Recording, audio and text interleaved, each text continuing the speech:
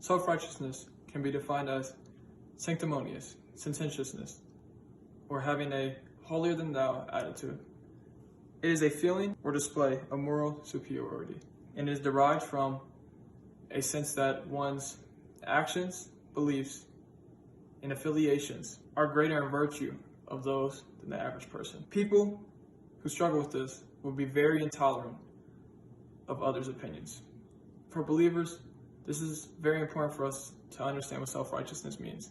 For it is not by our works, by Christ's blood alone, that we are made right with God. Tim Keller's interpretation and view of the parable, the prodigal son, brings revelation and shines a new light in the deep meaning that Jesus was trying to portray with the parable. But this is different than what we see today in most films. As a class, we have been diving into and reading the book, The Prodigal God by Tim Keller.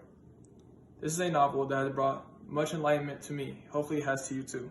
I'll be taking a look at the parable, The Prodigal Son, an infamous character who exemplifies self-righteousness. And lastly, I'll be taking a look at what the Bible has to say about self-righteousness and how you and I should be looking at it. First, the parable of the prodigal son. It is a story about a father and two sons. The first son is the youngest son. The younger son wanted his share of the family inheritance early. He wanted his land early. And with that, ran away, started to be on his own, and started living in wicked ways. After a while, life got tough. He hit rock bottom. And he knew in his heart that he needed to return home. So he came running home with a repentant heart. The father noticed him and met him exactly where he was, and opened him with love and embrace and open arms. The father thought that it would be best to celebrate his son's return with a party.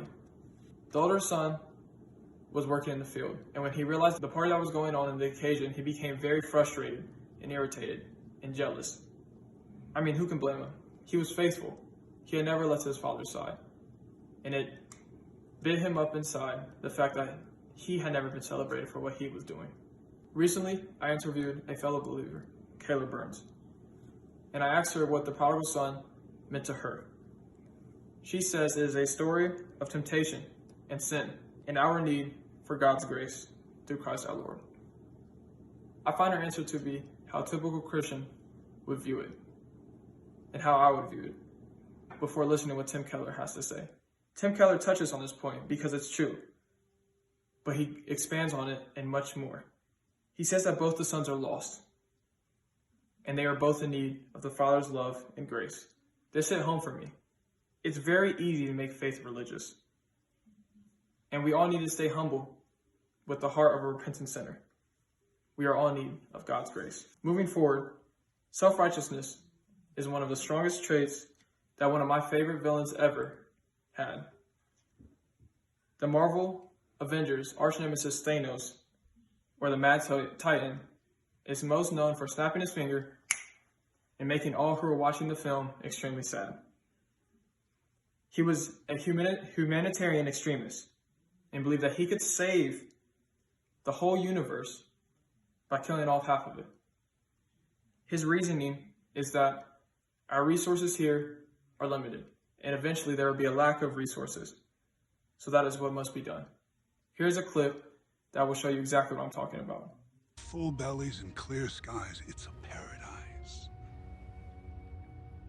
Because you murdered half the planet. A small price to pay for salvation. You're insane. Little one, it's a simple calculus. This universe is finite, its resource is finite. If life is left unchecked, life will cease to exist. It needs correction. You don't know that! I'm the only one who knows that. All in all, Thanos thought that his ideals and morals were superior to everyone else's. Obviously, to everyone in the whole world and everybody around him. He thought that he could be justified and fulfilled if he carried out his master plan. Furthermore, you might be asking yourself, how does self-righteousness connect to us as believers? How does this look for us? I want to take a look at Romans 3:10, where it says, "As it is written, none is righteous. No, not one. none of us are righteous enough to stand before God. That is all the reason why Christ had to come, because none of us are good enough to stand before God. So as believers, personally, I think we should be out with righteousness, for our righteousness comes from Christ alone, not in anything we do. John Boyanowski wrote an article for KPC News titled, "Self-Righteousness Can Be Misleading," and it stated, "If we think too highly of our relationship with Jesus and do not see the true for the need of continual grace and mercy, to be ever vigilant towards our own temptations and shortcomings, we can expect our home fall from grace." I think he hits it right on the money here, and that our focus and that our rock and our foundation should be in the grace and mercy that we receive from God. He's trying to get at the fact that once we stray away from that, where our foundation comes from, the love of God, as believers, bad things will begin to happen. We will fall into sin, fall into temptation, fall on our faces, but God will be there for us to get back up. In conclusion, as Keller said, there were two lost sons, but the Father had love and mercy for them. Thanos is a movie character who was self-righteous in his thoughts and actions. As believers, we should be aware of our heart postures. For it is very, very easy to fall into the trap of self-righteousness. It is even something that I've struggled with in the past, and I'm still working on from time to time. So my call to all of you is to be aware of your heart posture and to guard yourself against self-righteousness and stay humble in heart. Thank you.